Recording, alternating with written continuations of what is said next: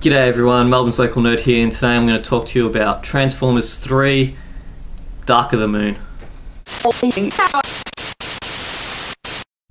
Okay, I'm just going to say this.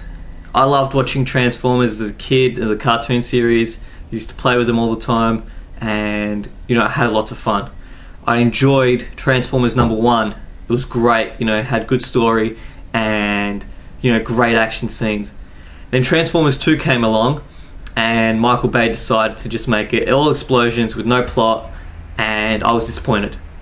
And then I thought, alright, fair enough, it's just a series to make money. So when I went and saw Transformers 3, I was just like, I don't care about story, I'm just going to watch it for the explosions and fighting robots. Then Michael Bay decided to do something really stupid and make a complex story in a 2-hour and 40-minute movie. I got so frustrated in it. I was expecting just explosions because, Michael Bay's a sellout who decides to put lots of advertising in his movie to make lots of money and, have these big special effects. Then he decides to put in a major storyline that's really complicated, or not really complicated, really simple, but with complex things in it. Spoiler alert, just ahead. I'm just giving you a warning, spoilers ahead. If you haven't seen this and you don't want any spoilers, then by all means switch off now. If you have, I just gotta ask, there's this one bit where Sentinel Prime activates the pillars in the middle of Washington DC to bring some Decepticons from the moon to Earth. He brings something like 200 with him. But then he decides, you know what, Washington DC is the worst place to be able to teleport Cybertron to Earth. So you know what we're going to do? We're going to move from Washington to Chicago.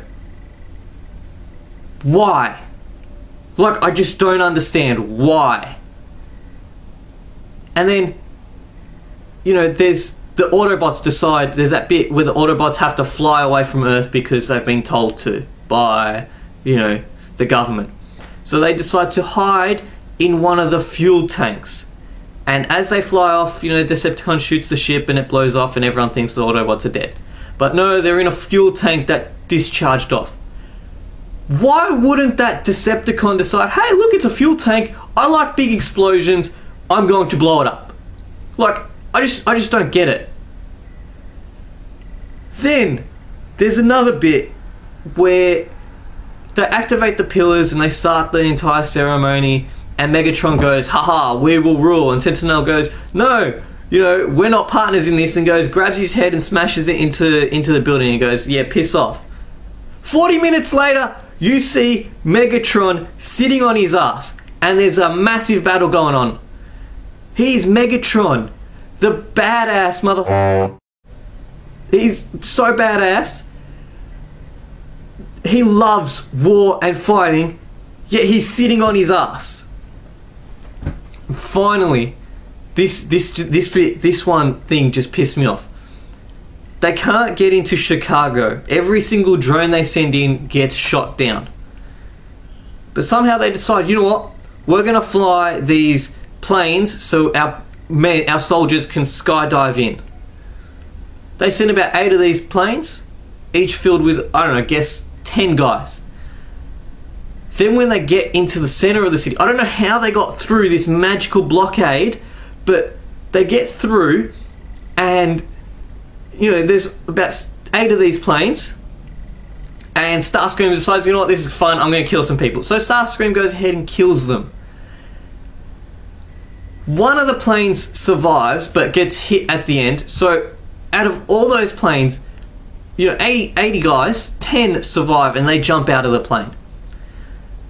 Then they're all gliding through the city, just skydiving, and it looks really cool. But then they're getting shot down by Decepticons, and out of it, four guys survive.